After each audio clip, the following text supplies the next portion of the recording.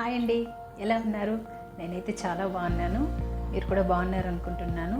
ఈరోజు కొబ్బరి పాలు వెజిటేబుల్స్ వేసి పులావ్ చేస్తున్నాను. కొబ్బరి పాల వెజిటేబుల్ రైస్ చాలా బాగుంటుంది. మీరు ఒకసారి ట్రై చేయండి. చేసేద్దాం, తినేద్దాం రండి.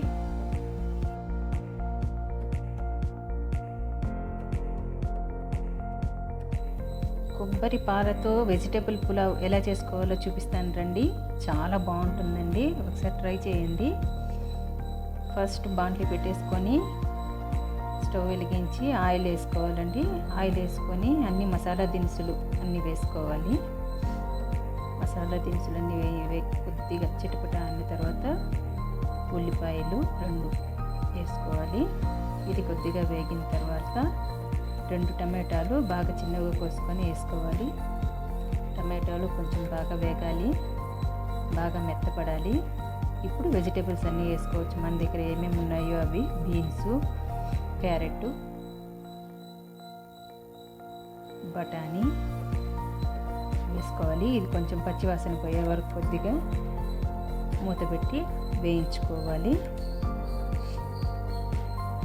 వేగింది. ఇప్పుడు అల్లం, వెల్లుల్లి, పచ్చిమిరపకాయలు 3 రుబ్బేసుకున్నానండి, అది వేసుకోవాలి. ఇప్పుడు అది కొద్దిగా పచ్చివాసన పోయే వరకు వేగించి కొద్దిగా ధనియాల పొడి, చిటికెడు పసుపు పొడి వేసుకోవాలి. అది కొద్దిగా వేగిన తర్వాత ఉప్పు రుచికి తగినట్లు వేసుకోవాలి. ఉప్పు వేసుకొని కలబెట్టుకొని ఇప్పుడు మనం కొబ్బరి పాలు రుబ్బి పాలు తీసుకున్నాము. ఇప్పుడు 1 గ్లాసుకు 1 గ్లాసు బియ్యానికి 2 గ్లాసులు వేసుకోవాలి. వేసి మూత పెట్టేసి బాగా తెల్లొచ్చే వరకు ఉడికించాలి. తెల్లొస్తుంది. ఇప్పుడు కొత్తిమీర, పుదీనా కట్ చేసి వేసుకోవాలి.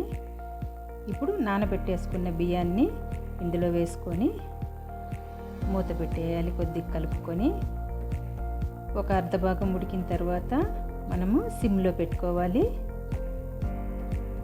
మూత పెట్టి సిమ్లో పెట్టుకొని చూస్తే రెడీ అయిపోయిందండి పులావు. చాలా బాగుంటుంది. ఇక ప్లేట్లో సర్వ్ చేసుకొని తినేయడమే. మీరు ఒకసారి ట్రై చేయండి. నచ్చితే లైక్ చేయండి, షేర్ చేయండి, సబ్స్క్రైబ్ చేసుకోండి. థ్యాంక్స్ ఫర్ వాచింగ్ అండి.